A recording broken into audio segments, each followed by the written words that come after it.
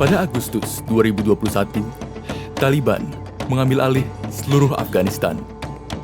Meski memperoleh pelatihan dan lebih dari $2 triliun untuk memperkuat pemerintah dan militernya, pemerintahan resmi Afghanistan tetap takluk terhadap Taliban, kelompok yang dulunya didirikan oleh pelajar. Bagaimana bisa? Jawabannya adalah ini. Tanaman kecil ini adalah opium. Opium adalah sumber penghasilan dan cara berbagai penguasa Afghanistan untuk mendapatkan kepercayaan dari masyarakat sejak dulu. Video ini adalah tentang sejarah perdagangan opium di Afghanistan, serta bagaimana tanaman tersebut telah memberi Taliban kekuatan dan legitimasi selama bertahun-tahun.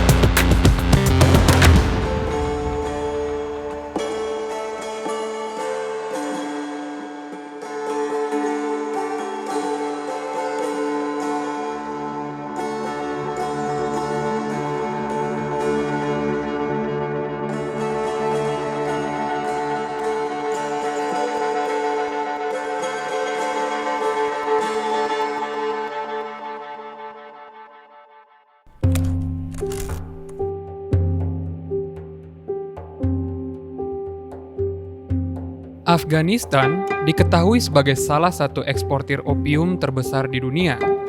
Hampir 95% heroin yang beredar di Eropa berasal dari opium yang tumbuh dari Afghanistan. Afghanistan adalah salah satu eksportir opium terbesar di seluruh dunia. 95% dari heroin yang beredar di Eropa dibuat dari opium yang tumbuh di Afghanistan. Hal ini disebabkan oleh iklim Afghanistan yang kering dan banyak wilayahnya yang masih terpencil. Dengan kata lain, memanen opium beresiko kecil, namun membawa untung besar. Pada tahun 1950-an, Afghanistan mulai menjadi pemasok opium internasional, menggantikan Iran yang baru saja melarang penanaman opium. 20 tahun kemudian, Afghanistan menjadi pemasok opium di pasar Eropa Barat dan Amerika Utara. Lalu, Uni Soviet datang. The Russians strengthened their hold on Afghanistan, sending in more men and equipment and moving deeper into the country. They're now in complete control of the capital, Kabul, and the roads leading to it. Uni Soviet menginvasi Afghanistan dan dilawan oleh kelompok-kelompok mujahidin. Uni Soviet pun membumi hanguskan tanah pertanian di pedesaan demi memaksa mereka ke wilayah perkotaan yang di bawah kendali Soviet. Alhasil, warga pedesaan yang tidak pergi tidak memiliki pilihan lain selain menanam opium. Awalnya, para komandan mujahidin bingung harus bersikap seperti apa. Di satu sisi, opium menjadi bagian esensial dari ekonomi beberapa provinsi. Namun, di sisi lain, opium dianggap haram dan bertentangan dengan kepercayaan mereka. Namun, mujahidin memilih candu. Perdagangan opium dilakukan dan dimanfaatkan untuk kebutuhan militer. Warga desa didorong untuk menanam dan meningkatkan panen opium hingga 2 kali lipat. Fatwa pun dikeluarkan yang membenarkan penanaman opium demi melawan para Soviet kafir. Dan akhirnya, perdagangan opium malah melegitimasi mujahidin karena mampu mensejahterakan rakyat.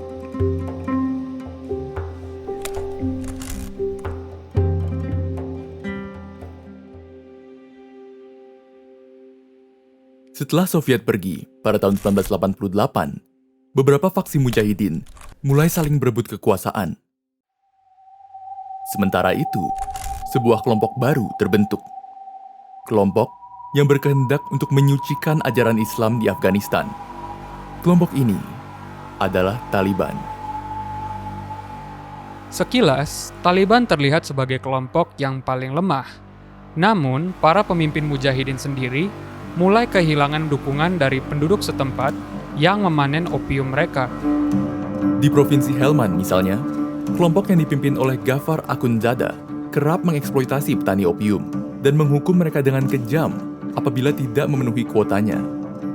Warga setempat melihat Taliban sebagai alternatif yang lebih baik dibandingkan dengan kelompok Akhundzada.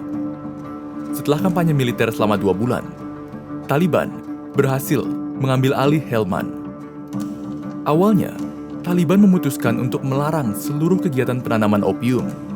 Namun, larangan tersebut hanya menggoyahkan kekuasaan mereka atas wilayah Helmand dan membuka kesempatan untuk kelompok-kelompok lain mengambil alih.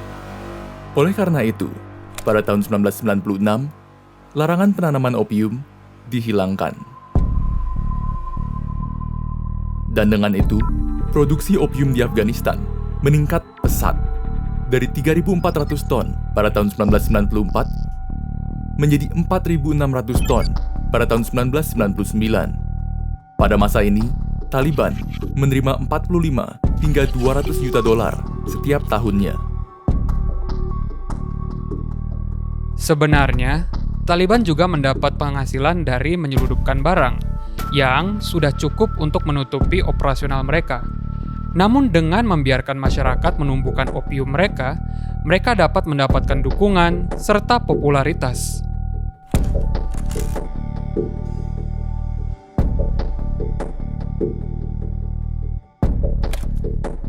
Pada tahun 2000, Taliban kembali melarang penanaman opium.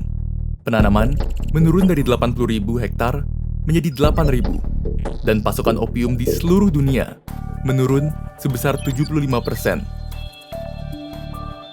Terdapat 2 alasan mengapa Taliban mengambil keputusan beresiko ini. Yang pertama, pengakuan internasional. Selain Pakistan, Uni Emirat Arab, dan Arab Saudi, rezim Taliban tidak diakui oleh komunitas internasional.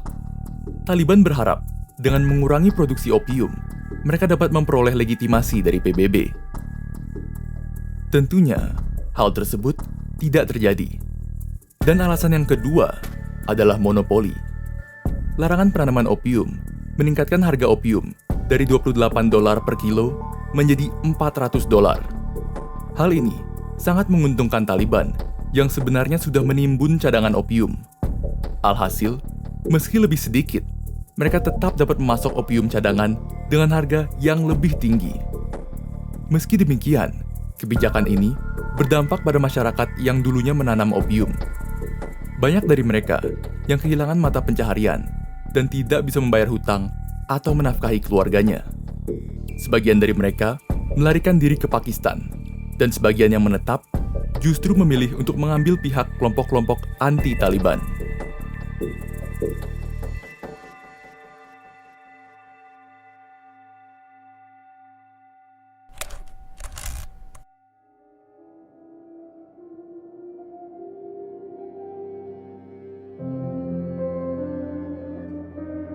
Pasca kejadian 9/11 dan dengan pasukan Amerika Serikat segera datang, Taliban menyadari bahwa mereka memerlukan dukungan massal. Oleh karena itu, penanaman opium kembali diperbolehkan. Tetapi bagi mereka, semuanya sudah terlambat. On my orders, the United States military has begun strikes against Al-Qaeda terrorist training camps and military installations of the Taliban regime in Afghanistan. These carefully targeted actions are designed to disrupt the use of Afghanistan as a terrorist base of operations and to attack the military capability of the Taliban regime. Amerika Serikat dengan cepat menggulingkan rezim Taliban. Tentunya beberapa tahun mendatang, Taliban perlu dana untuk melawan Amerika. Dan disinilah opium kembali dilegalkan. Kini di tahun 2021, setelah mengambil kembali Afghanistan, harga opium naik 3 kali lipat dan masih menjadi sumber penghasilan bagi kebanyakan warga setempat. Masa depan negara ini tampak buram. Akankah Taliban melarang opium, atau akankah mereka melegalkannya lagi? Apapun yang terjadi ke depannya, Afghanistan tetap akan termakan candu.